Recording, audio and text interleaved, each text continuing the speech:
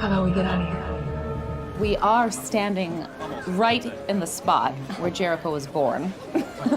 After an 11-hour labor. Oh, God, it's one of those Amber Alerts. What if I told you it's not as it looks? I wouldn't believe you. Savannah, I'm a lot of things, but I'm not a liar.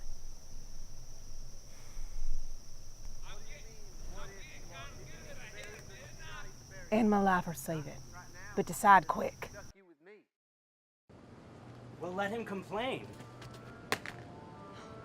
Did I frighten you? I don't have any money. Okay, boys. What's the mission? Get the witches in a centralized location. Make Mama proud.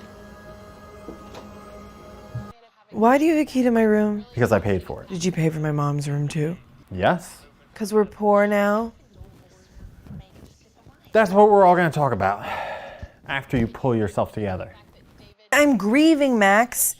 Neither of you appreciate that. I appreciate that, but right now you got to pull it together. She brought a man with her?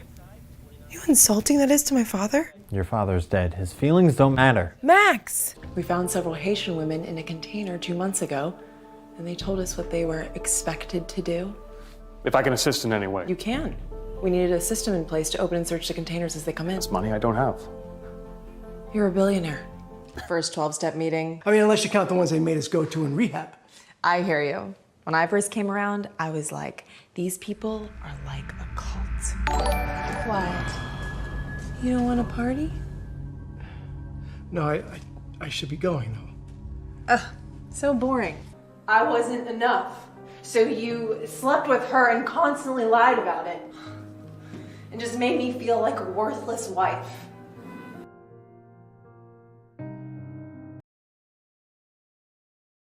More often I get it wrong, but hey, man does nothing for me. So I just kind of said to him, left the apartment when I really needed to. That's pretty moving. I'm still waiting. But I'm a great survivor. So, yeah, you know you. So, what am I doing today? Well, that's preparing for that meeting, doing a spot spring cleaning. It's all Monday and stuff. Although I'm doing personal projects, but just to be out there, perform. Auditions, get the classes, get the lovely man when I told that I was there for. He said, remember, you're winning in the world. And it's a joy to work with her, but I haven't seen her in years. Unless something comes up, I will most.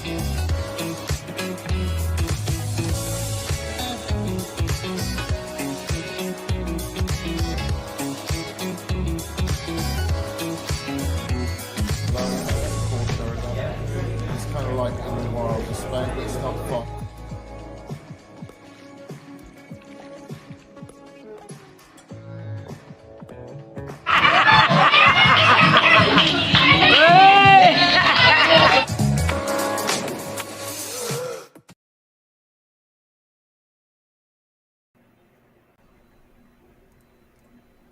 All right. Hey, you guys, welcome. This is episode 50. Took a second to chug it along and get it going and flipping it up, but this is episode 50 of Stormcrow, half a century of Stormcrow, dreamers talking to dreamers. And, of course, my name is J.D. Glasscock. This is Lola. And then we have some amazing guests. Mark is there. He's the Invisible Man. He, for some reason, was trying on testing for Halloween next year. He was trying on a fat sumo suit, and it got stuck, and he couldn't get it off, so he's not feeling courageous enough to actually be on camera like that. So we're going to let him stay in black screen, but he's still like a ghost hanging out there. Anyway, we have some amazing guests for you tonight, you guys. Who do you want to bring in first, Mark?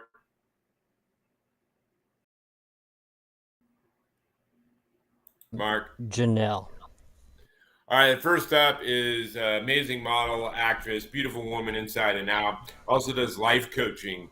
trying to help creatives figure out a way of making a living financially without having to do mundane jobs that have nothing to do with their creative aspirations. So let's give it a hand and bring in Janel Koloski.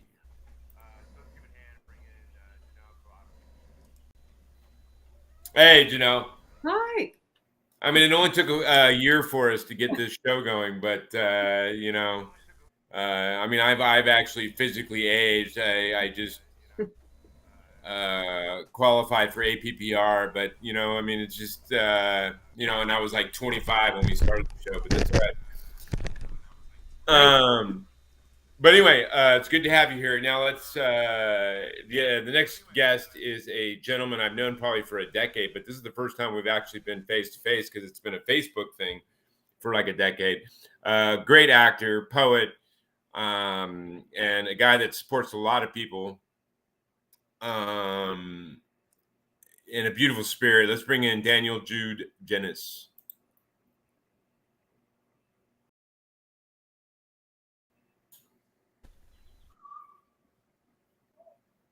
That's your cue, Mark.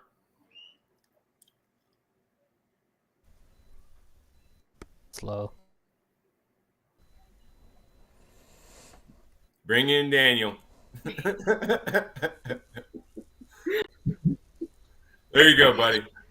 Hey, Daniel, I forgot. I've never had to actually phonetically say your last name. How do you say it? It's Gennis.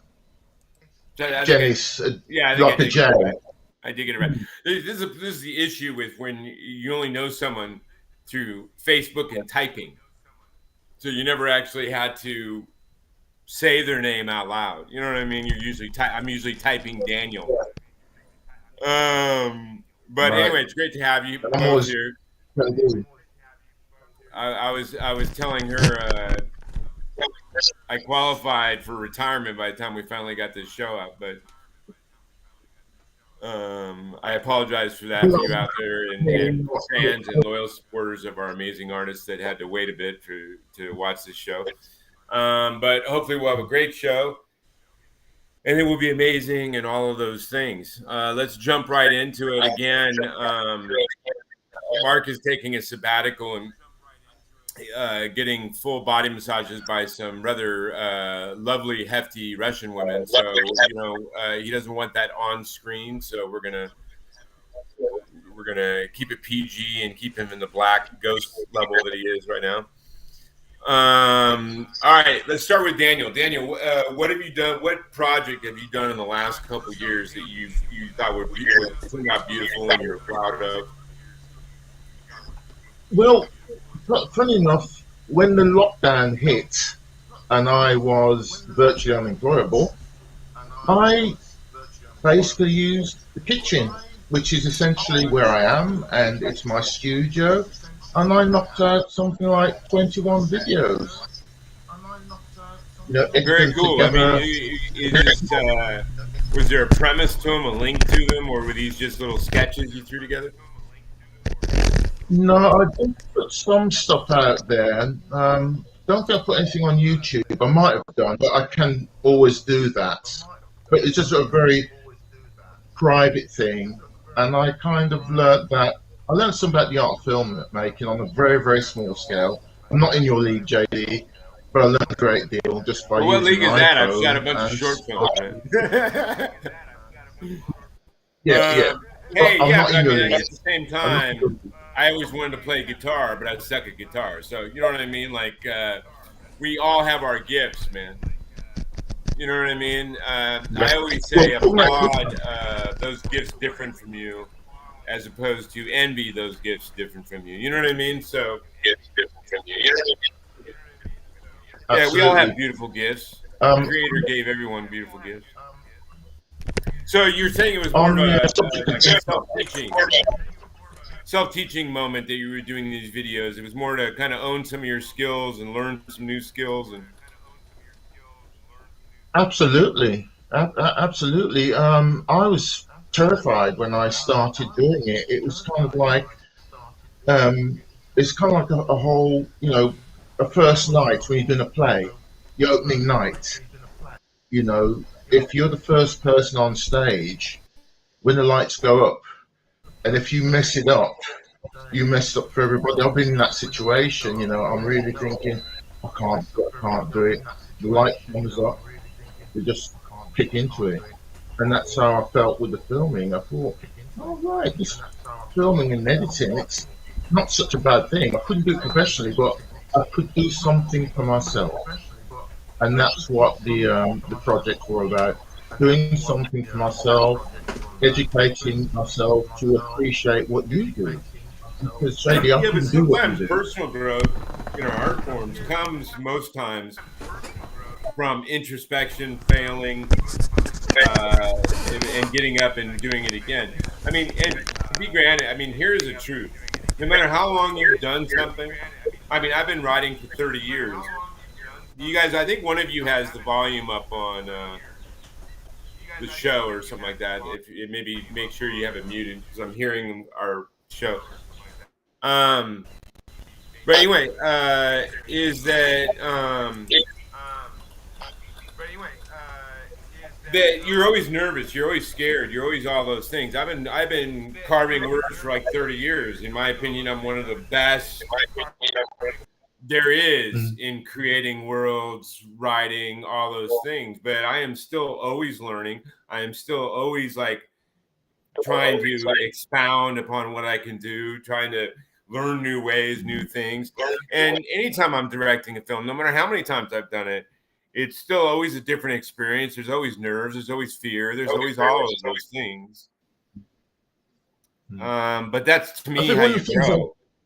It's persevering through those emotions and still doing what you need to do to get it done, Absolutely. I mean, one of the things I've learned from being an actor and a performer is how to use fear, if you have it, to push you forward. How can I turn this negative energy into a positive?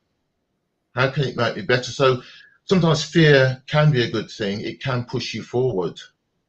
Well, as long as it's not paralyzing, as long as you, like you're saying, utilize the energy to motivate yourself to do it. What's that old adage that it's, and it's been said a million different ways, whether it be Rocky saying it or, when you get punched, it's not how hard you can punch, it's how hard you can take a hit, whatever. But it's in reality where I think Jordan once said, I missed 5 million shots, but it's the ability to stand back up, persevere, and go get done whatever you needed to get done. So that's really, fear in itself is not a big deal unless you allow it to control what you're doing, as opposed to utilizing the energy of it. Absolutely. Same thing with, and these are all survival things. They're good, like they're tools for a reason as humanity. I mean, fear, it's good to have fear because that fear allows you to recognize danger or recognize possibilities of, getting hurt. Same thing with anger. Anger by itself is not a bad thing. It can be utilized in a good way. I mean, all of those things, anger, fear, love, I mean, all of them can be positive tools depending on how you utilize them and what you do with them. You know what I mean? So yeah. They're all part of the performer and the actor's toolbox. It's just knowing when to use them, pretty much. Yeah, and not letting them be restraints. You know what I mean, on what you need to accomplish. Yeah, that's very true. It's very, the fear and the anxiety is always there, but it pushes me forward. I don't think I'm as fearful as I used to be before, prior to becoming an actor. I think the good thing about being an actor, even though I'm doing other jobs to make a living, I still bring something. You should talk to Janel because she helps coach people how to not have to do the other jobs. Right. Okay. Hey, but personally, I still can't get past the fear, and I've never been able to do it, of dancing in a sumo under a sumo thong under a disco ball. So you know what I mean?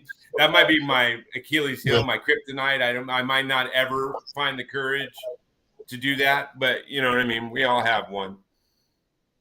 Well, talk about courage. A friend of me got me to put on a dress, dark glasses, heels, and walk around central London.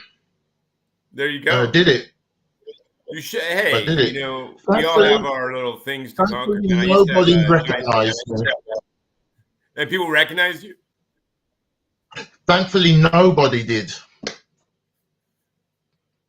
Nobody. I remember Thankfully, once when I was young, nobody. I had a fear of heights, and so I was kind of drunk at the time when we were at the beach, and there was a cliff. So I made myself go sit on the edge of the cliff, looking down. Probably not very smart when you're drunk, but you know, sit down there for about 10 minutes, just sitting on the edge of it, looking down, and force myself to do that. You know what I mean? So it's a good thing, man. It's you know, as long as you don't die from it, but it's it can uplift you spiritually. It can give you insights.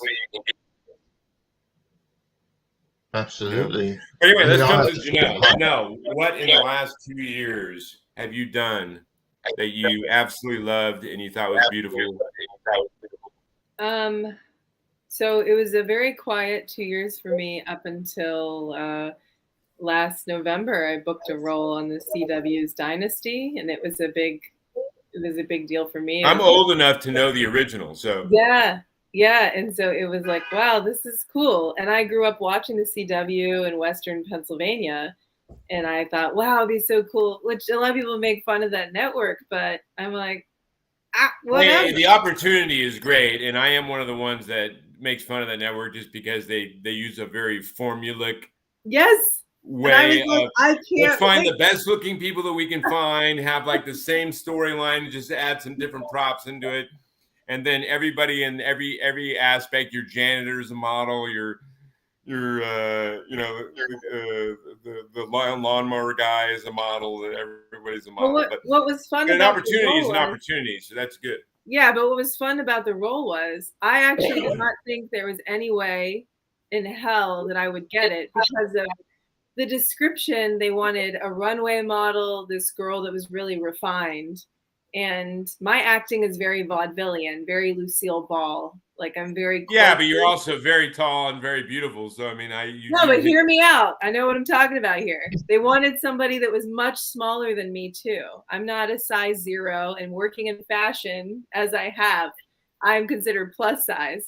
So it's like when I look at that breakdown, I was like, there's no way. But I actually played this kind of a clown, essentially, is what I played. So it's like I was a model, but I did her such a quirky way that they actually hired me and they liked it. Because I think everybody went in there, and this is what I tell all these actors, like, talk about fear. Just be you. Yeah. It's horrifying to be you because you're trying to book these jobs and there's a craft that we all bring to the character, but you're afraid to also bring yourself to it because you're trying to fit this mold. But you're not because they're trying to be what they think those people are looking for instead of being themselves in that role. Yeah.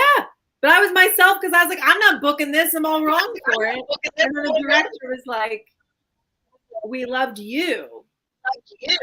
And but that is how the most talented actors, the most successful actors in the world, all they've done is figure out how to be them in that role. Yeah. Like Pacino, there's not very many Dustin Hoffmans who literally have like that kind of range, or an Anthony Hopkins or whatever that can jump all over the place. Almost every major actor, they are really just them in every role they do. All that changes is maybe the storyline and the, you know what I mean? Like the world they're put into. But Gene Hackman's Gene Hackman in everything he does. Clint Eastwood's Clint Eastwood in everything he does. You know what I mean? Like a lot of these actors or actresses are pretty much who they are in every role they do. They just, they twist it a little bit depending on what the role is. Yeah, and I guess what was beautiful about that was I did not see Janel in that role. I did not see myself in that because my natural personality and who I am as a person, according to that breakdown, it's much more than I described here. I'm not giving you the whole breakdown. Did not fit into that person. And so it was so cool to see that, like, you know, just be yourself. Do the work, do the craft. I broke it down. I did everything. You know, yeah, I mean, I've watched a lot of films, as Daniel alluded to, and all of them I've done my own casting. So yeah, literally I've watched like tons and tons, and usually the ones I don't like are the ones that are just trying way too hard to be like not themselves. And what that ends up being is ends up being very surface level with no depth, no emotion, no anything, because they're literally trying to play a character instead of be the character. You know what I mean? Like, yes. And it's most of the people I've liked are people that are just so comfortable in their skin. They're just being them, whether they accent a little intense emotion, if it's an intense scene or whatever it is, they're still being them within that mold. You know what I mean? So it's, yeah. I don't envy. I mean, I can act, but I have no aspiration. I would rather like 99.9% of the time be behind the camera, creating the lighting, the world, writing the characters, writing dialogue, all that stuff. So I don't envy you guys, but it's literally, like I said, any brilliant, and it's weird because it doesn't matter what vehicle it is, whether it be art, whether it be music, whether it be acting, whether it be whatever it is, the most people I've ever been impressed with, whether they have great success or just me meeting them in real life and seeing their art, was they were just them with no filter. Yeah. Those are the people I thought were the most brilliant, were the ones that were just who they were. And sometimes as a writer, I get shit for that because I have, and Daniel can attest to this, I have very little filter when I'm writing. If I'm writing about, I mean, I don't go for gratuitous. There has to be poignancy and reason behind it. But if I'm talking about violence, then I'm not putting a lot of filter on the violence. Or if I'm showing it, if I'm talking about sex, I don't put a lot of filter on it. You know what I mean? As long as there's poignancy, intensity, emotion, drive, propelling the story along, I just am me without a filter and create it. You know what I mean? Now, obviously, from a writing standpoint, it's different because as a writer, you have to be the 80-year-old lady with 3 grandkids. You have to be the 16-year-old pregnant girl. You have to be the heroin addict. You have to be all those things. So therefore, for them to be realistic, you have to become all those people. But that's not very much different than acting, you know, and the best way to, in my opinion, do all those things is to do them with raw, unfiltered truth. Absolutely. The truth. Yeah, unfiltered. And whatever that is to you, as long as you are actually doing that, you will resonate with people. Whether you resonate with them not liking it or you resonate with them liking it, whatever they're feeling, it's going to be intense because it's raw and it's real. Yeah, and what you're saying about they are the character, like being really settled into who you are. Like here, we're all shooting the shit, talking to each other. We're very relaxed. We're being who we are.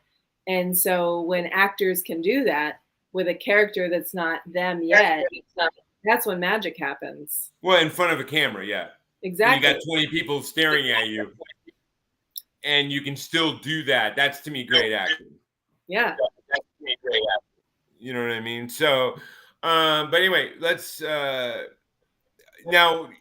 Hopefully, your character didn't get killed off, so you can go back. Or yeah, we'll see. I don't know. You know, they're always writing. Well, you're good as long as they didn't kill you. Exactly. You know, that way you can always pop back in. But even depending on the show, if it was like supernatural, it doesn't even matter if they killed you. You could like come back as like a zombie. Yeah, I would love to get one of those. I do go out for like villains and supernatural stuff a lot of the time. Usually some type of witch. So that would be exciting. Well, I liked a lot of aspects of your reel, so I just keep being you, and you should be able to do it. Now, Daniel, let's jump back to you again. What is something you are currently working on that you are excited about, passionate about? Because you're doing that. Well, there is a play that I started to. Oh, yeah. Can you still hear me? I did. It tinged a little bit, but you're fine. Okay. No, it's just that my screen's gone. Yeah, I started writing a play about 10 years ago. and I didn't get past the first chapter, first scene. But it's been in my head for years, and it's something I just wanted to get back into doing. And I've just started looking at it again, rewriting it, updating it, and that's kind of a passion of mine. Talking about are you booking planning jobs. on directing it or just writing it and producing it? I'm just going to write it first, and get some writer or friend to look at it and make suggestions, workshop it, and see it take on a life of its own. It's a good. I've been in groups better where way of doing it and being open to the doorways that come. Yeah. In whatever Absolutely. vehicle. Yeah. I mean, that's always been my problem is I demand to direct all my stuff. So that's always been my challenge as far as getting funded. Sure. But if you go into it, now that's my thing. That's, I'd rather it not be shot than not directed. But when you go into it, as you're talking, it's much more feasible to get it accomplished. Sure. I always believe that if you have a stance on something, the belief in something with yourself and your ability to do something, you should stick with it. Like say you want to direct, you write it, you want to direct, you want to do everything. I don't think you should deviate from that. I don't think you would anyway after 30 years. Yeah, that's just me. That doesn't make my choices the correct. Everyone has, what is that old saying? There's 1,000 roads to Damascus. You know what I mean? So whatever works for you is what works for you, what works for me. Me, I just always, that was the reason I created. I wrote slam poetry to perform it. I wrote lyrics to sing them. I wrote scripts to shoot them. You know what I mean? So now granted, I have no problem if someone hired me to write their thing and then they could do whatever they wanted with it. I don't have an issue with that. That's just me though. Your path is your path, and whatever works for you is beautiful and loving and golden and right for you. My biggest thing is ever listening to someone say, this is the way you do something, because I don't believe in that at all. I believe there's many ways of doing anything. And your particular path to it is your path. Yeah. Well, that's what I would like to do. I'd like to kind of do it, write it, get some feedback on it, workshop it, and see it take on a life of its own. Well, if you need anything from me, man, let me know. I'll help you in a drop. You know that. Okay, I appreciate that, JD. Thank you very much. Hey, man, we've known each other like a decade. I've always tried to be supportive of whatever you're trying to do. Yes, and I appreciate that, and you inspire me in many ways because over the 10 years, I've seen things that you've written and you've discussed yourself, and I've kind of used that in a blog to illustrate somebody who up to that point was doing his best for 25 years while doing other jobs to make a living. So that's an inspiration in itself. Well, for me personally, it's whether fiscal success is there or not. I believe inspiring people is right there, the greatest prize you can have. So, absolutely. I think even if I never became some giant success, the blessings that I've been given by creation to be able to inspire even one or a few people is a gift worthy of the gift given originally. So, but but I wish you, but I hope you find success because I'm one of those guys. I get happy watching anybody find success. You know what I mean? I wish everybody to find their aspirations and success in their dreams and I always say this: if people in film would do more to support each other and less thinking about each other as competition, it would be a much better thing. I've never despised anybody or envied anybody their success. For me, it's a celebration because I know how hard it is to get anywhere in this business. So for anybody's successful, like you, Jamal, in the new Dynasty, I did watch, I think the first series of that, and I really liked what they did. I'll have to look at it again it's still on Netflix somewhere, and see if I can find you. But that's a really good thing that you did there. So I celebrate your success, and I celebrate yours, JD, because I know how I have hard to it say is. that I am envious and jealous of anyone who's either dating or married to Eva Mendes, just because that's just sorry. I can't help it. Yeah, I see your point. I see your point. I used to feel that way about Raquel well until my mom told me I was too young to be thinking about such things. I've had a crush on that girl for like a decade. Such is life. Absolutely gorgeous. She is. She was about the only good thing in The Spirit. Yeah, she was, wasn't she? I saw that. Yeah. Yeah, I love Frank Miller, but he needs to not direct films or write scripts, man. He thinks because he can write. He writes amazing graphic novels and comic books, but that does not necessarily make him a great scriptwriter or a great director. Absolutely, I loved his Daredevil stuff. He did the graphic novels and stuff Well, like and that. obviously Dark Sin City was amazing, and what Rodriguez and with a little bit of help from Tarantino did with that is amazing. And then he wrote and directed The Spirit, and then I think he wrote and directed the second Sin City with a little help from Rodriguez. But hence why it wasn't as good as the first one, and hence why The Spirit. To me, Frank Miller is an amazing graphic novelist, artist, but I would rather have Robert Rodriguez to shoot his films. Yeah, the writer that I would most love to write screenplays, and he will never do it, is Alan Moore. British writer. He wrote Viva Vendetta, but he didn't want anything to do with the film. And League of Extraordinary Gentlemen, didn't want anything to do with the film at all. Took the money and ran. But, I would really love him to do something like that on film, but he'll never do it. Well, some people just want to be screenwriters, man. Or writers. They don't really have, even if they could be brilliant, maybe as filmmakers, maybe that's just not their aspiration. They don't want to deal with it. There's a lot of stress and responsibility that comes with filmmaking and directing. Some writers just would be rather off writing whatever they want to write next, you know what I mean, and just take their check and put it in the bank, and so like I always say, I always try to advocate actors if actors would quit trying to think they're writers and they would hook up with all these beautiful writers, very talented writers that are not filmmakers or not any of those things, but they're brilliant writers. If they would hook up more, there would be better stuff out there, because there's brilliant writers who are not filmmakers, who are not directors, but they're brilliant script writers who cannot get any of their stuff shot. And then there are great actors, but for some reason they want to have credit on everything, so they write their own stuff.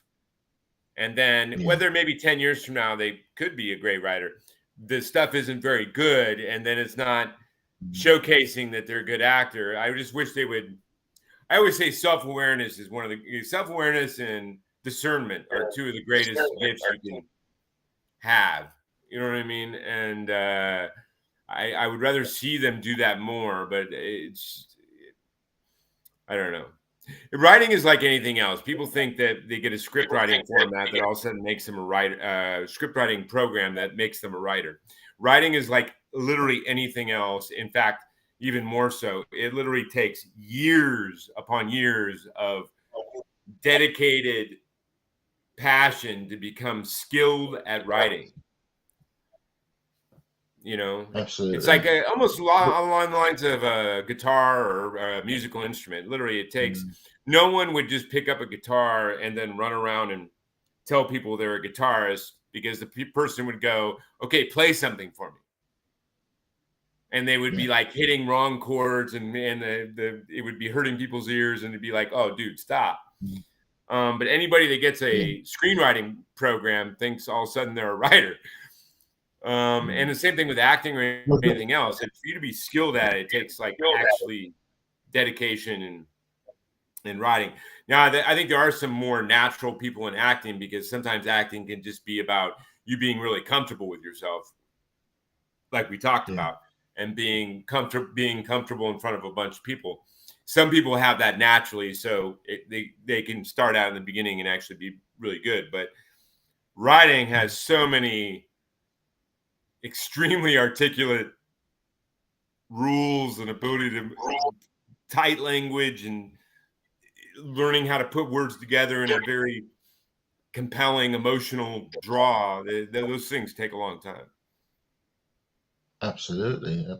But some people can do more than one thing, and they're good at it. They can, yeah. And there's some people who are known for one thing, but think they can be just as successful in everything else. And as you say, you take writing, for example, it's such a craft, and the use of words. There are writers like yourself who've been doing it for 30 years and a lot longer. But I think it just comes down to self-awareness, which is what I was saying. I mean, the self-awareness of whether you're actually good at something. And I think we all kind of know whether we're not good at something, but as long as there's self-truth and awareness going on, then you're good. If you're good at a lot of things, be good at a lot of things. Leonardo da Vinci is one of the most impressive people in history for me, because the guy was literally brilliant at whatever he put his hands on. Absolutely. Even now you look at his He was work, like a master swordsman, inventor, artist, painter, like literally whatever the guy decided he wanted to do, he was brilliant at. That's right. That's right. But that's a very rare spirit, Absolutely. But hey, let's get to Janel. Janel, what is something you are currently spinning out from yourself that's you're passionate about, you're intense about? Well, first, I wanted to say thank you, Daniel, for your compliment. I appreciate that. And speaking to what you both said about scarcity mindset, I've never believed in that. I think we should support each other as artists. That's why I was so excited to come on your show. I really love what you're doing here. And, obviously Daniel is amazing because I think when you have that scarcity mindset, it's like a bad vibe, and then you can't succeed. You're constantly looking left and right at what everybody else is getting, and that should be mine, or they shouldn't have that, and that's not really up to you. And I was saying to Mark earlier, if you wake up in the morning and like for me as an actor, I'm not ready to put it down. I wouldn't care if I never did that again in another day in my life, because it doesn't bring me joy anymore. But if I gave up acting and I became, I was on my deathbed and I looked back, I know that I was good. It means there's still something out there for me, and it's just what's meant for me. So like that role, I don't know, whatever. For like 700 people audition, it was my time. But how many years have I been auditioning? 5, 6. You know what I'm saying? So I really love what you both are saying about supporting each other, because if we're in it, we're in it. So let's just compliment each other along the way. Well, if you ever need me to write you something short, you want to get one of your friends to shoot, let me know. Yeah, let's do it. I'm down. I love that. And in regards to what I'm working on now, I've been helping friends with projects. So my other friends have needed me to be in a role here, or my friend who he focuses on writing. And he's been working on it for quite some time and still improving. He needed actors to read for him in this play that he's been working on for, I think he said 6 years now. So, but it's not ready yet, but I was like, wow, like it was so cool I'm always honored when people invite me to do something like that, because it's a very vulnerable thing to have a creation and to ask certain people to see it, to read it, be part of it. Striving for something is always beautiful. Yes. Yeah. So your friend, whether he ends up being a brilliant writer or not, the striving for it and putting the sweat and work in is beautiful, no matter who it is. Yeah, and it was awesome, and I mean, it was a really fun story. So there was just some stuff. He was like, "Oh my god!" He was like excitedly tweaking things, and he was excitingly twerking. Is that what you said? He was twerking and tweaking the writing. I know. I'm kidding. Yeah, he twerks as well. He does all the things. You know, just tell them not to twerk while he's Michelangelo. tweaking. That's a lot of multitasking going on. I know. So, yeah, and then constantly applying, you know, it's all about persistence and discipline. And then my coaching company, building that up, which has been a lot of fun and creative in its own right. Well, and you're helping artists by doing it. Yeah, because like I started 15 years ago, pursuit of a career in fashion and entertainment. And I'm from Western Pennsylvania. There wasn't Instagram or all these things. Nobody before me had tried. Everybody said I was crazy. I just moved to New York City. I didn't know anybody. And so I was nuts, I guess, truly, because I was, for whatever reason, I believed in myself. And well, at least you're in a mecca, though, where there's a lot of opportunity. Yeah, definitely. But coming here from a small town, never being in a big city, it was definitely intimidating. But something in me was like, I don't care. And all of that to say, it's really nice to coach now. After saying everybody can define success in their own right, I feel like I've had really decent success, what I consider to be successful, 6-7 years. And it takes a lot of discipline. It takes a lot of accountability. There's so many things you can do for yourself to be successful. It's not going to work the same for everybody, but working on your craft, constantly getting better, having the discipline to apply, treat it like you're an entrepreneur. It is a 9-to-5 job. The creative pursuit never stops. And so as I was like, okay, let me teach people what I learned over 15 years and hopefully save them some time. It doesn't mean that, you know, there's the universe and fate, right? But I made a lot of mistakes and I want to help people avoid some of the mistakes I made. Which brings me back to my wearing a sumo thong under a disco ball. Yes. That was definitely a mistake. I don't know. Was it? It might not be. Yeah, I don't know. I did get quite a few guys trying to ask me out, but you know. Well, hey. Yeah, not really my shtick. If I was into guys, I'd have been in heaven, man. But yeah, you know, such is life, you know. But very, very, very cool. No, and this is why I also felt good about pairing you two, because of the personalities I saw. Daniel, obviously, I've known for a decade, so I knew who he was from all of our interactions over those years. But I think you had some kind of, I saw your story or something on my story thingy or whatever, you know, the people's stories or whatever, something like that. So I went and looked at your page. I think you've been on my page for a couple of years, but I to be honest, I hadn't really gone and really looked at your page. And so I was looking at it, and I was just kind of getting the gist of energy of very supportive and all that kind of stuff, and so I said, oh, you guys would be a good energy pairing for the show. So I'm glad it's turned out that way.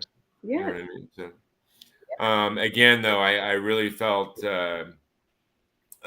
from going from my mid 30s to retirement age in the process of trying to start the show. I was even about ready to start looking for a walker and asking for blue pills. You know what I mean? So yes. But you know, if Mark, are you still there? You hanging out? Yeah, I'm here. So yeah, me and Mark, we started the show. What is it, about 3 years ago now, Mark? 2018. All right, so about 4 years almost ago. 3.5 years, I think.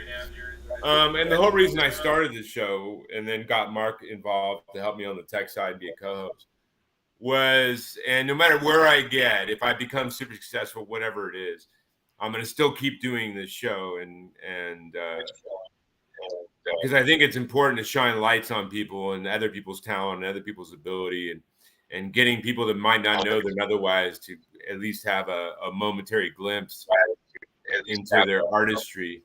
I think if more people did that when they did find success and they reached back and helped young artists, And that doesn't mean doing everything for them, because all the time I say no to people that hit me up out of nowhere and go, hey, I have a screenplay. Can you find me funding?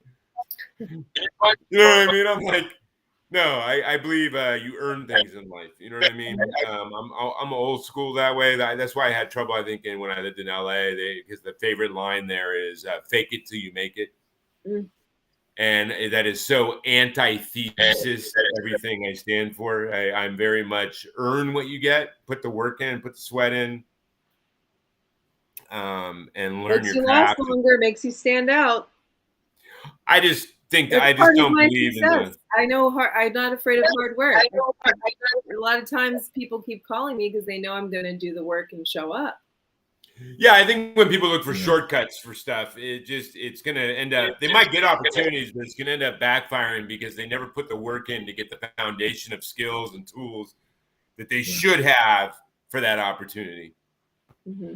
You know what I mean? So eventually, it's gonna, their foundation will be like a house of cards. You know what I mean? It'll be like, but anyway, let's get back to Daniel. What do you want to do in the next 2 years? What is your biggest dream, aspiration? What you want to accomplish in the next 2 years?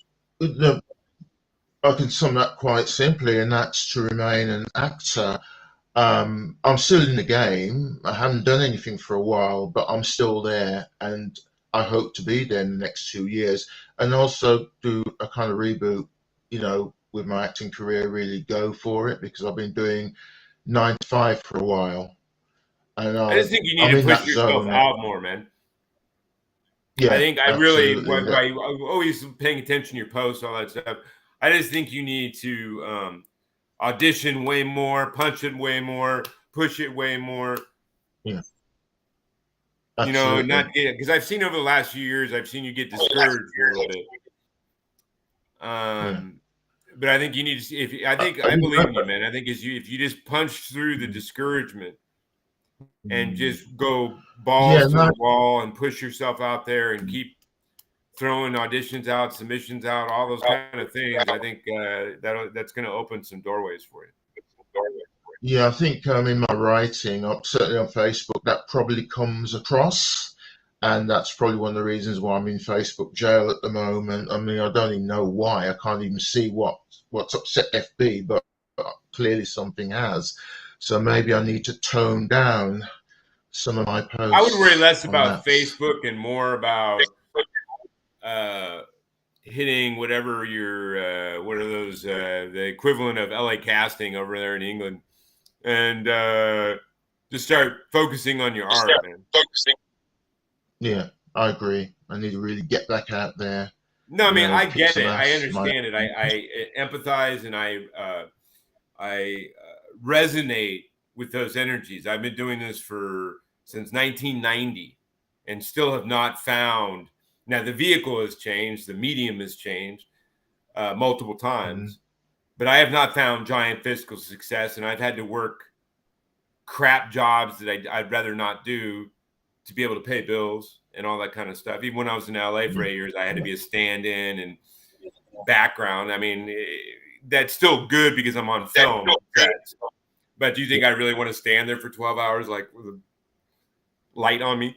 But I get it. I get the ups and downs of feeling defeated, feeling like you're not accomplishing anything. But these are the moments that are if you allow them to be, are the biggest learning lessons and the biggest self-realizations and self-truths, and building that inner fire and depth and faith in yourself. You know what I mean? So, and then seeing the roses for what they are, seeing, even though you're not finding success, oh, wait, I inspired this person over here. I met this person over there that we formed a great connection with. I've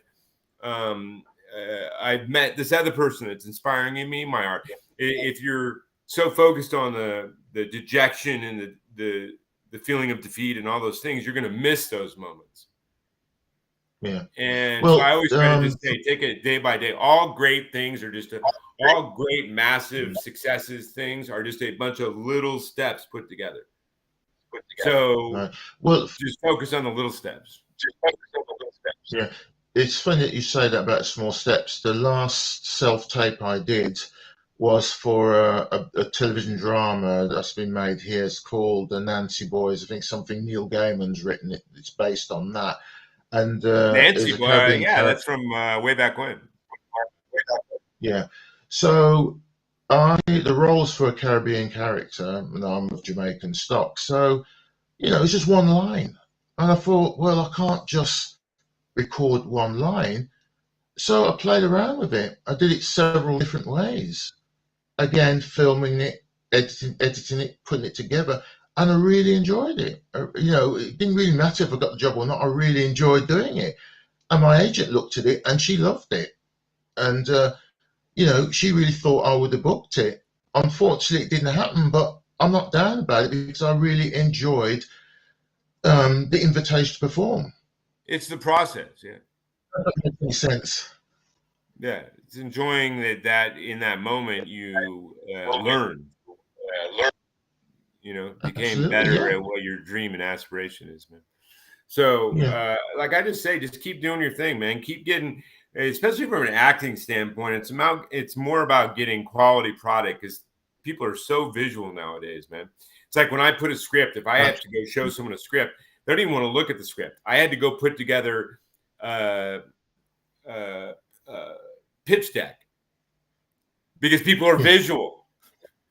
They want to see the pitch deck with all the pretty pictures and the nice graphic designs and all that kind of stuff with the synopsis and the things they can skim over while looking at pretty visual things, or the short films I already have.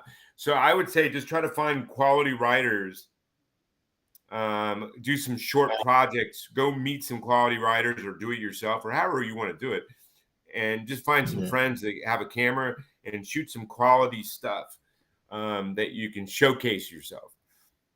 You know what I mean? So, absolutely. I mean, that's really, because nowadays I think they look at that more than they look at anything else. They can look at your resume, they can look at everything.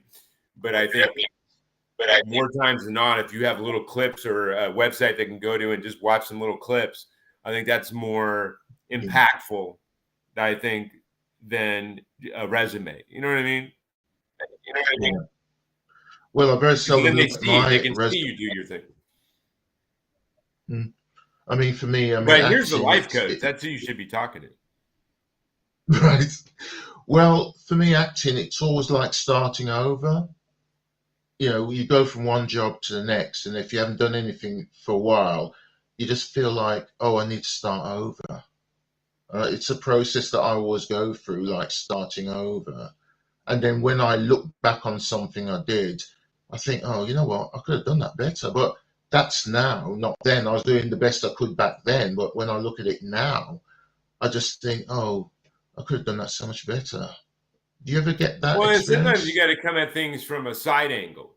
You know what I mean? Sometimes you got to, if you're just like we spent 4 or 5 years trying to get my feature script Blade and Blood funded. And all we were doing is going straight ahead, trying to find people with money, doing it in a bunch of myriad of ways. But that was what we were trying to do. Find someone to fund film.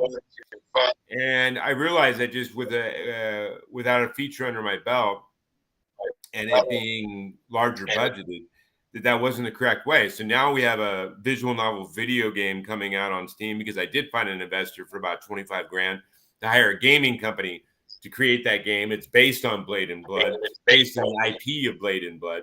And that's coming out in a few months on Steam. Then I decided, oh my God, all these people on Amazon are putting all these books out independently and making a ton of money and getting their name out there. They're on through publishers. And Amazon, it's like free to put a book out, literally. You know what I mean? Like it's literally free to put a book on Amazon. And they have an inbuilt search engine. You know what I mean? Like you just put your tags on your stuff, you're going to come up in searches. So it's like free marketing. And so I decided it's coming out in another 3 weeks. A book with 4 of my feature film scripts all in it that we're marketing as a book, as it's a Western, a post-apocalyptic, whatever. And I'm going to use all those tags. So we're doing that way. So what I mean by that, though, is sometimes you got to come at it sideways or a new angle. If you keep doing the same thing and it's not working, you got to figure something else out. You know what I mean? Doesn't mean give up. It means you got to figure out another route.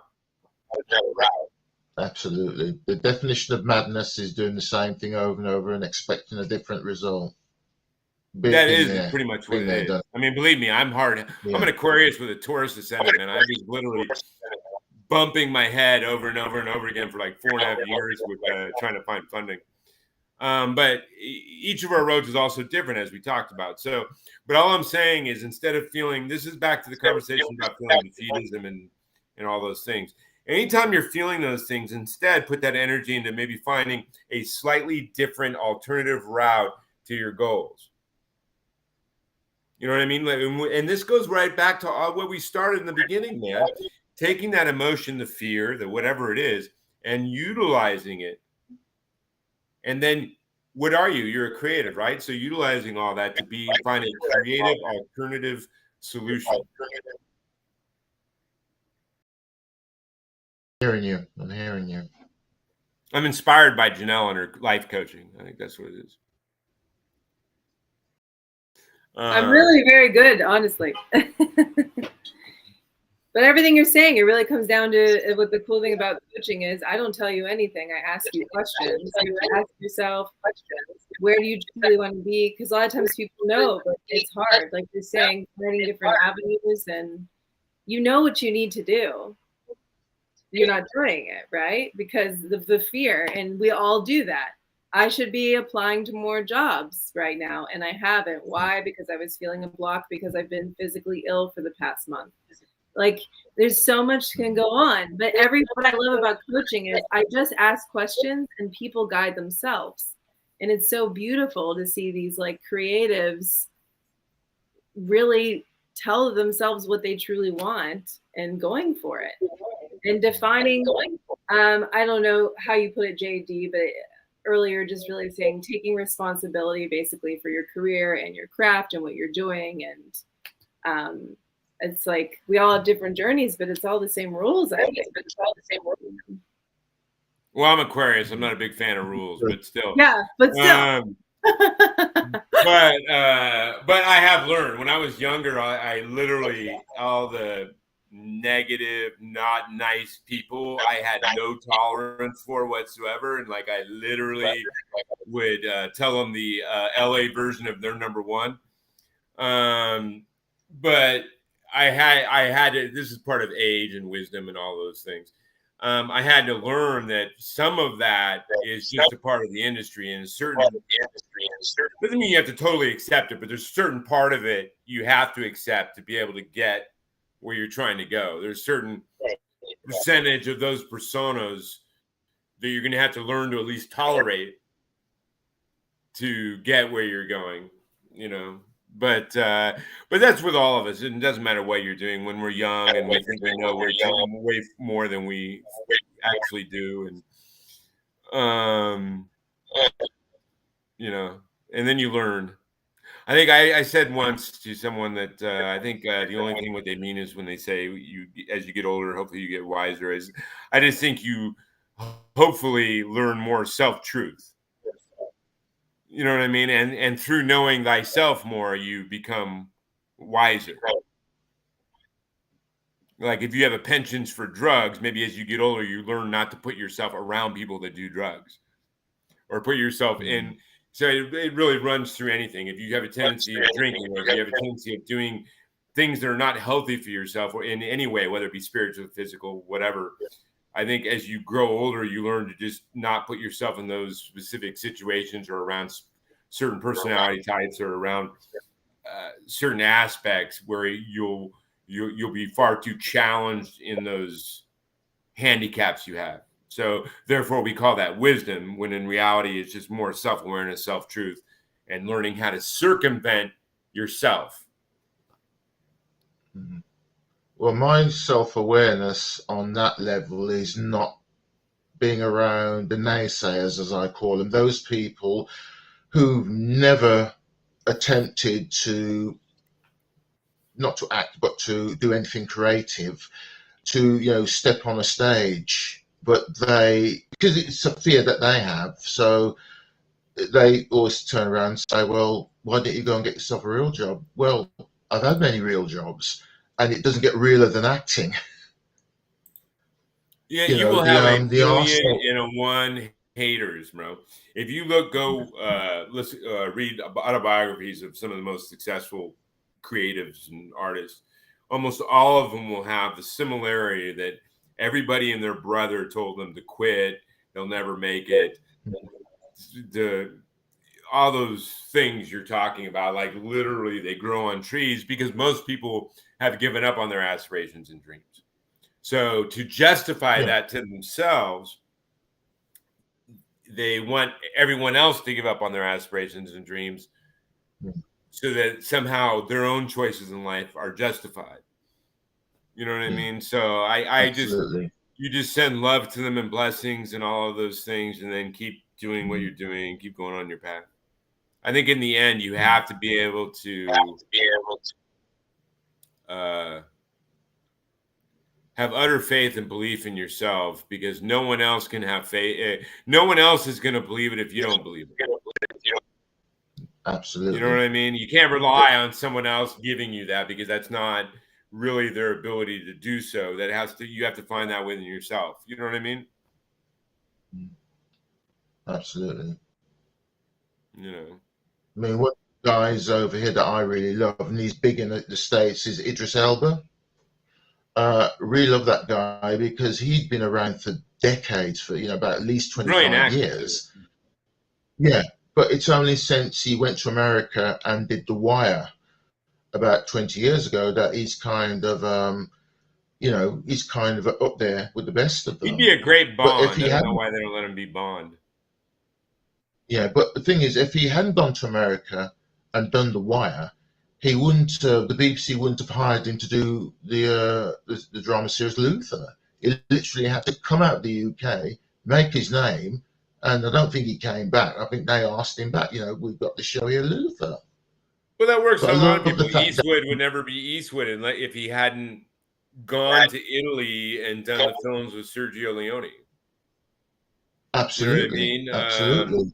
Tarantino wouldn't be Tarantino if he hadn't first sold True Romance to one of the Scott brothers, which got him in the door and started getting him invited to those kind of parties that allowed him to meet Harvey Keitel, and then allowed him to get together with the Weinsteins through Harvey Keitel, who was friends with the Weinsteins, and make Reservoir Dogs.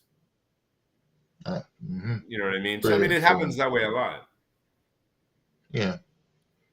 Sometimes to gain the kingdom, you have to leave the kingdom, which is why historically princes always left the kingdom and learnt their craft of leadership somewhere else, then came back, and when their father died, the king died, they became the king. Sometimes you have to step out of the kingdom in order to gain the kingdom. Yeah, I don't know. I'm feeling like I'm getting so philosophically heavy and stuff that I should put on like a tutu and do a little pirouette to kind of counterbalance it. I'm waxing far too hefty glasscock bullshit, I think, to like. No, not at all. Not at all. Not at all. No, it's in real life. I do. I when I'm dealing with people in real life, I tend to crack a lot of jokes and a lot of humor, because my normal nature is so intense and heavy and wanting to dive deep into everything that I have to counterbalance it with constant self-aggrandizement and humor and constant throwing of whips and such, but sometimes I still get too heavy and deep, but it's all right, man. I still got this funny mug, so it balances out.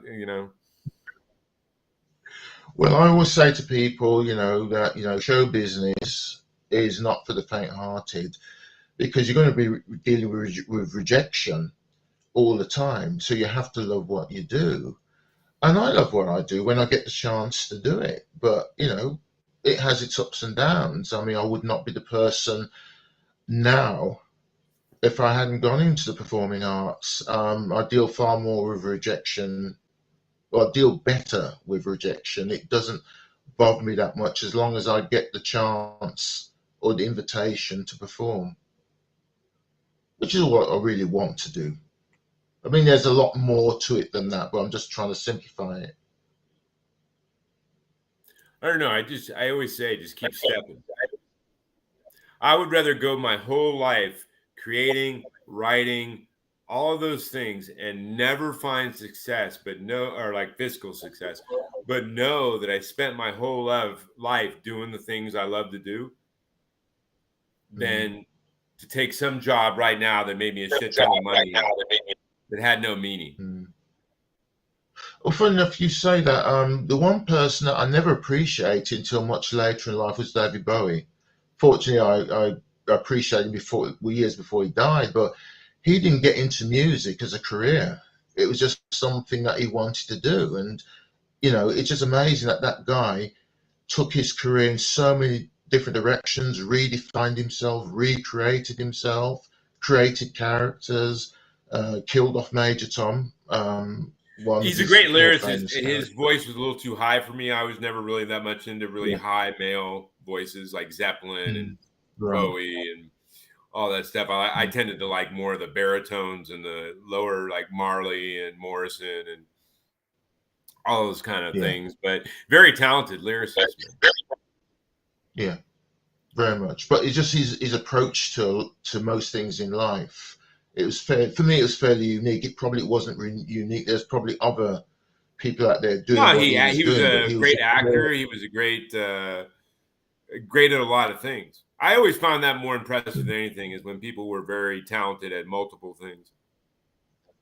You know, like the writers. I like Edgar Allan Poe. I liked Yeats because they wrote plays, they wrote short stories, they wrote poetry, they wrote lyrics, and they were all brilliant in all of those different aspects. You know what I mean? So Kerouac, I loved all that stuff. You know. And that guy had a voice like that guy had a voice that was like Kerouac had a voice that was like pure jazz. It was like velvet, you know. And on top of that, he wrote prose like it was music, you know. So, but anyway, let's get on to Janel. Janel, what would you like to? Because I'm going to wrap this up once we get done here. Janel, what is your biggest aspiration, dream in the next couple years? Definitely either a series regular on a show like Yellow Jackets. I don't know if you're familiar with that show. No. It's really good. No. Something like Ozark. Something like Ozark. Oh. Very great writing on that. Yeah. I struggle with it a little bit just because of the subject matter. It's kind of like Breaking Bad. Like I worked on Breaking Bad, I think once, but great writing, great acting, great anything, but I could not resonate with an entire series about a crack deal. Right. Yeah. You know what I mean? Like it was just too morose and depressing. Yeah. I guess I'm into that stuff. But it's true. But I think that or some type of because I look like some type of anti-hero or villain, it would be really awesome to be in a film as a major film as one of those types of characters. Did you see the movie Knives Out? I think I did, yes. Comedy. I watched a lot of movies, but I'm pretty sure I watched that one. I'd have to refresh myself, but I'm pretty sure. It's kind of like playing the game of Clue, you know. Yeah, with Daniel Craig. Yes. And it was great because it's that was a very quirky role for him. Yeah, and all of them had their quirks, and it was just enough though. It wasn't obnoxious. See, I remember the original movie Clue with Curry.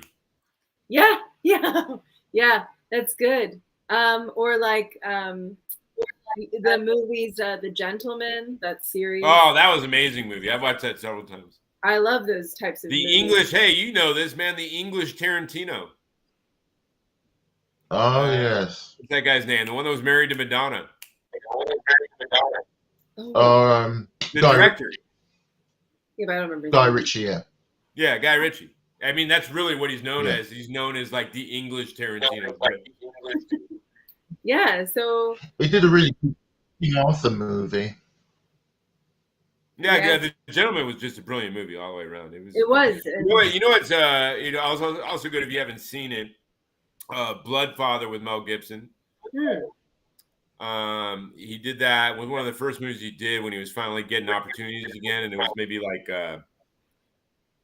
it had William H. Macy in it as well. It's like a little bit lower budget, but brilliant film. Called Bloodfather, and then he did another one with Frank Grillo called Boss Level, where Mel Gibson's the villain, and that's also very good. I have to check all these out, but yeah, I mean, being in these types of films, I'm not a villain, and I've actually spent most of my life helping people in like the nonprofit world. It's pretty comical. But that's why it's called acting, though, man.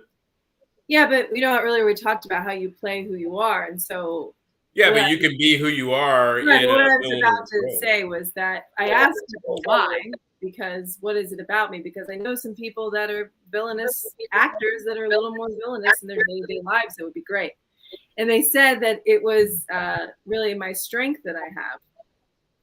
Which is fascinating because I spent most of my life protecting my brother. He was picked on his entire life.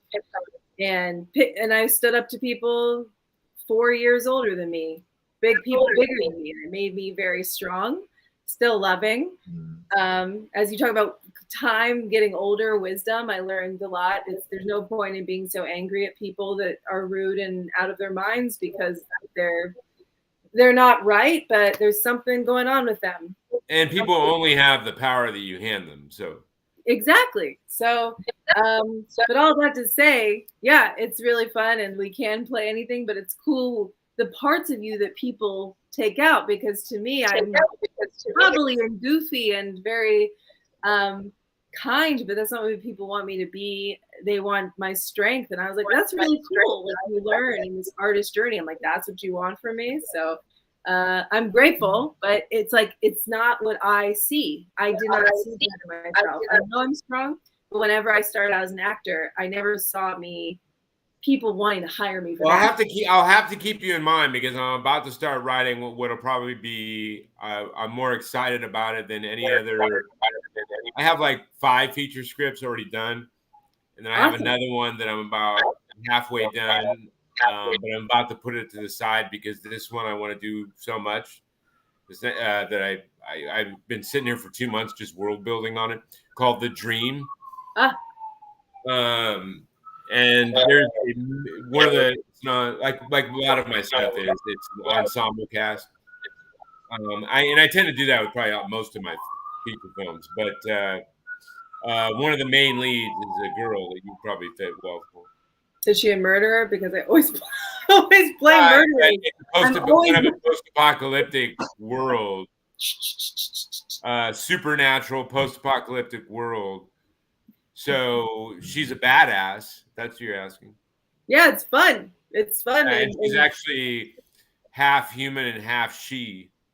Oh. Or I don't know what you want. She is an old term for meaning a fairy heritage, but it's a little bit more like darker, because I mean it's not fairy like little things flying around with wings. It's more like elvish ears but badass, you know what I mean? Like, so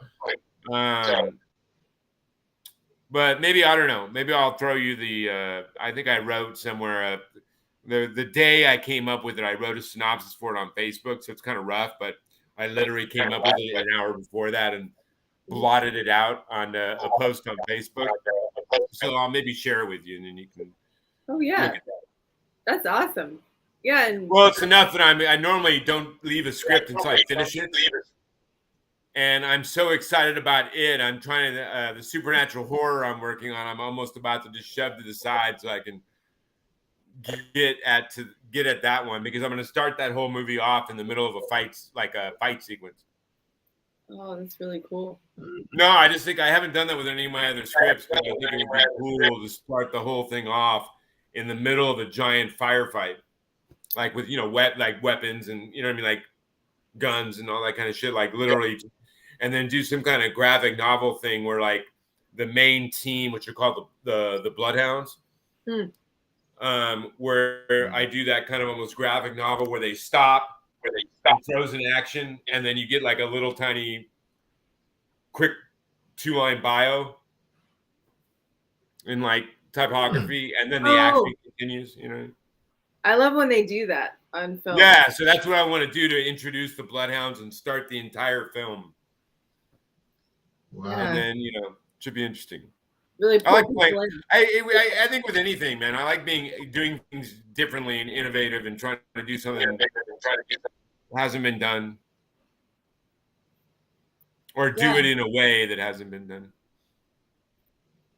Plus, I think I'm trying to remember what other film did that. I just think it's interesting to start a film in the middle of an actual giant firefight. Right. Yeah, which like, literally come out of the gates with people with adrenaline all like. Yeah, they're like, "What's happening?" You know, shit's blowing up, all that stuff. Yeah. But anyway, you guys, we were so late starting, so I'm going to wrap it up. But it's been amazing conversing with both of you. Both of you are very beautiful spirits. I wish nothing but ultimate blessings to both of you. And anything I can ever do, then just let me know, and I'll be happy to do so. Mark is already in his 90 over here on this over here on the screen, but I'm sure he'd like to. Mark, would you like to thank our guest? I do appreciate y'all coming on as a special guest for this our 50th episode. Mark, would you like to give them a quick view of you and your 90? No. Hey, for you out there, I give Mark a lot of crap, but I love him to death. He's my co-host. Me and him have started this show 3.5 years ago, and we've been on every episode together. It has been 50 episodes, half a century. That's a lot of shows, especially when they're over an hour each. But it's amazing having you guys on it. Daniel, it's finally amazing to face-to-face meet you after a decade of us interacting on Facebook. Absolutely. We should interact like this a lot more, JD. Yeah.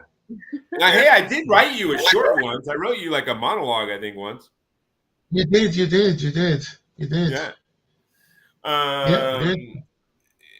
And I wrote that specifically for you. I think I wrote like it was you looking in a mirror or something like that. That's right, yeah. Talking about how your mom and your smile. I'd have to go and look for it. I did use it, but then I put it to one side. I'll have to look for it again, but I definitely saved it. Yeah, it's got to be somewhere, man. I'm sure I have it somewhere on my Facebook. But anyway, and it's beautiful getting to know you, Janel. I think you've been on my Facebook for a year or two, and I just don't think we've ever had much of an opportunity to interact. So it's very beautiful to have done so now. Again, if I can ever do anything for you, let me know. And I wish you nothing but blessings to all your aspirations and dreams. And then, of course, this is Lola. Anyway, you guys have been watching Stormcrow, Dreamers, talking to dreamers. And as always, to dream a dream and put the sweat and work in to see it be is always the steps of life. And as I mentioned earlier, all great things are just a bunch of little tiny steps put together. So just focus on stepping. Anyway, beautiful blessings, love to not only my guests, to Mark, who likes wearing 90s, to all the people out there that are dreaming and aspiring. Keep doing it. Yes. Beautiful blessings. Thank you. Keep doing it. And thank you for inviting me, and thank you for the audience for putting up with me. And should I be fortunate enough to be invited to your centenary, I'll make sure I get the tech right. We're all good, man. It's all love in the sun. Thank you.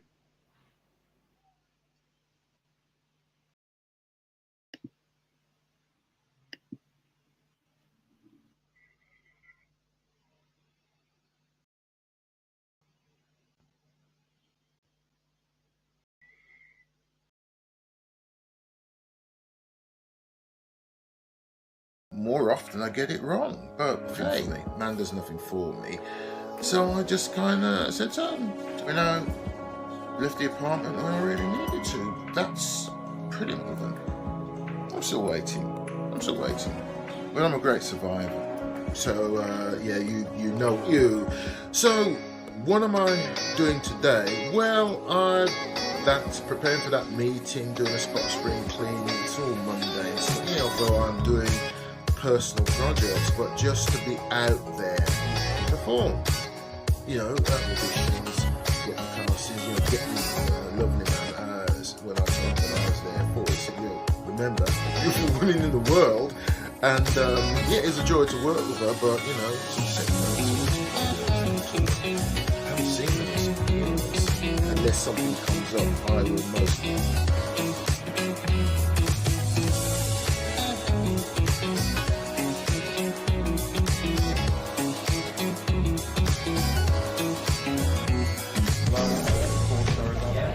It's kind of like in the wild, it's not fun.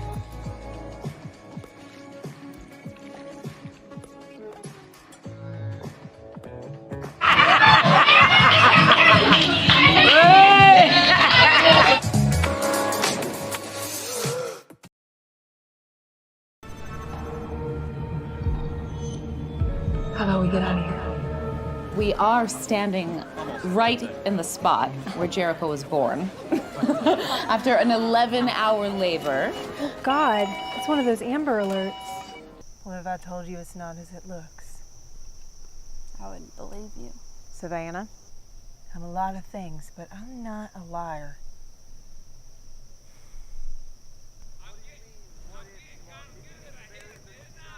And my life or save it. But decide quick. Well, let him complain. Did I frighten you? I don't have any money. Okay, boys. What's the mission? Get the witches in a centralized location. Make Mama proud. Why do you have a key to my room? Because I paid for it. Did you pay for my mom's room too? Yes. Because we're poor now? That's what we're all going to talk about after you pull yourself together. I'm grieving, Max. Neither of you appreciate that. I appreciate that, but right now you got to pull it together. She brought a man with her? You know how insulting that is to my father? Your father's dead. His feelings don't matter. Max! We found several Haitian women in a container 2 months ago, and they told us what they were expected to do. If I can assist in any way. You can. We needed a system in place to open and search the containers as they come in. It's money I don't have. You're a billionaire. First 12-step meeting. I mean, unless you count the ones they made us go to in rehab. I hear you. When I first came around, I was like, these people are like a cult. What? You don't want to party? No, I should be going, though. Ugh, so boring. I wasn't enough. So you slept with her and constantly lied about it. And just made me feel like a worthless wife.